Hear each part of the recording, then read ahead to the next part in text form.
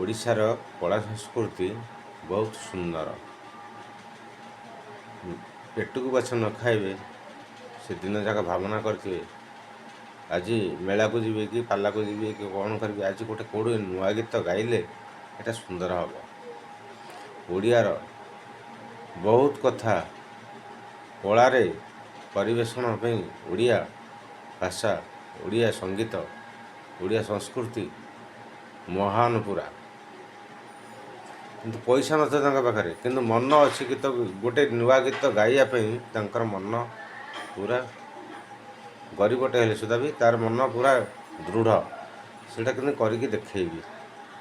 ରଖୁଛି, ଆହୁରି କଥା ଅଛି, ଆଗକୁ ବହୁତ କଥା ଅଛି।